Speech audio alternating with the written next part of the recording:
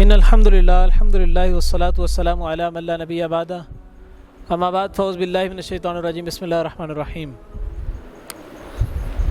Last lesson کے اندر ہم نے سورۃ الناس کو کمپلیٹ کر لیا تھا۔ آج کے لیسن کے اندر ہم انشاءاللہ تعالیٰ عز و جل سورۃ الفلق کو سٹارٹ کریں گے۔ سورۃ فلق اور سورۃ ناس کے حوالے سے ایک چیز کو ڈسکس ہم نے کیا تھا کہ اللہ تعالیٰ نے ان دونوں کی صورتوں کو نازل کرنے کا مقصد پہلے بیان کر دیا تھا۔ وہ پروفٹ صلی اللہ علیہ وسلم کی حدیث جس کے اندر آپ صلی اللہ علیہ وسلم پر جادو ہوا تھا، اس جادو کے اثر کو ختم کرنے کے لیے اللہ تعالیٰ نے ان دو صورتوں کو نازل کیا، اور وہ سارا واقعہ جو خواب کے اندر اللہ کے نبی نے دیکھا، دو فرشتے آئے اور وہ سارا معاملہ ہوا، اس جادو کی پڑیا کو تھیلی کو نکالا گیا، اس میں بالوں کو نکالا گیا، ان صورتوں کا پڑا جانا اور جادو کا ختم ہو جانا، یہ سارا پروسیس اللہ تعالیٰ نے بیان کر دیا پروفٹ صلی اللہ علیہ وسلم کی حدیث کے ذریعے سے۔ اب نیکسٹ صورت جون سی ہے اس کو سٹارٹ کرتے ہیں۔ بسم اللہ الرحمن الرحیم۔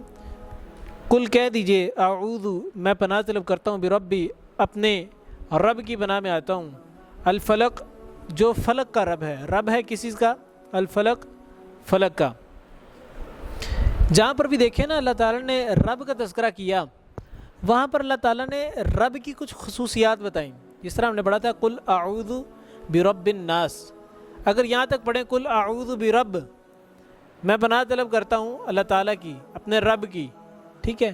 رب کون ہے؟ اب اللہ تعالیٰ اس کا انٹروڈکشن بھی تو کروائیں گے نا۔ رب کون ہے؟ الناس، لوگوں کا رب ہے۔ یہاں پہ اللہ تعالیٰ نے فرمایا قل اعوذ برب الفلق۔ اللہ تعالیٰ جہاں پر بھی اپنا انٹروڈکشن کے لیے کوئی اسپیسیفک ورڈ یوز کریں یا جہاں پر کوئی قسم کھائیں، اس کا مطلب وہ چیز بڑی ہی خاص قسم کی چیز ہے۔ جس طرح اللہ تعالیٰ نے انسان کا تذکرہ کیا کہ اللہ تعالیٰ انسانوں کا رب ہے، اس کا مطلب انسان بہت بڑی چیز ہے، ٹھیک ہے؟ انسان کو اشرف المخلوقات نے، تمام مخلوقات میں سے ایک سب سے سپیریئر قسم کی مخلوق، سب سے قابل قسم کی مخلوق، سب سے انٹلیکچوئل دماغی طور پہ سب سے ذہین قسم کی مخلوق انسان ہی ہے، ٹھیک ہے؟ اللہ تعالیٰ نے فرمایا کہ میں اس کا بھی رب ہوں۔ یہاں پہ اللہ تعالیٰ نے فرمایا اللہ تعالیٰ رب کس کا ہے؟ الفلق، فلک کا بھی رب ہے۔ فلک کہتے ہیں کسی چیز کو پھاڑنے کو، کسی چیز کے پھاڑنے کو فلک کہتے ہیں۔ دن ایک رات ہو چکی ہوئی ہے، رات سے جب دن نکلتا ہے نا، دن ہوتا ہے، تو وہ کیا ہوتا ہے؟ اس کے درمیان کا پروسیجر جو ہے رات کا ختم ہونا اور دن کا شروع ہونا، اس چیز کو کہتے ہیں پھاڑنا۔ اللہ تعالیٰ دن کو پھاڑ کے، رات کو پھاڑ کے دن کو نکال رہے ہیں، اس طرح دن کو پھاڑ کے رات کو نکال رہے ہیں۔ اب یہ پروسیس جو ہے کوئی بھی نہیں کر سکتا۔ جب نمرود نے سیدنا ابراہیم علیہ السلام کو کہا تھا کہ میں رب ہوں، تو سیدنا ابراہیم نے کچھ سوال کیے۔ سیدنا ابراہیم نے کہا کہ اللہ تعالیٰ جو ہے نا، میرا رب جو ہے نا، وہ بندوں کو زندگی بھی دیتا ہے، موت بھی دیتا ہے۔ کہتا ہے میں بھی زندگی دیتا ہوں، میں بھی موت دیتا ہوں۔ اس نے اس چیز کو پروو کیا۔ وہ کس طریقے سے؟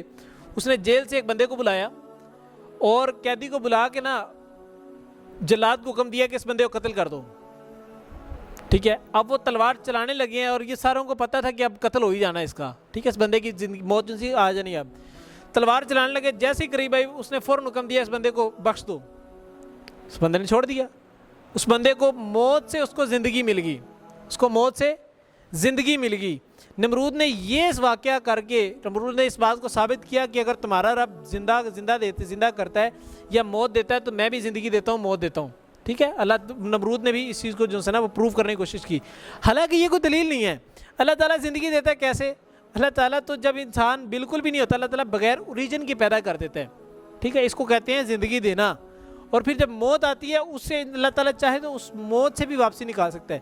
مثال اس طریقے سے لیتے ہیں، ایک انڈا ہے، انڈا زندہ ہوتا ہے؟ نہیں نا زندہ ہوتا، لیکن جب اسے کوئی بچہ نکلتا ہے، چوزا نکلتا ہے، تو وہ تو زندہ ہوتا ہے۔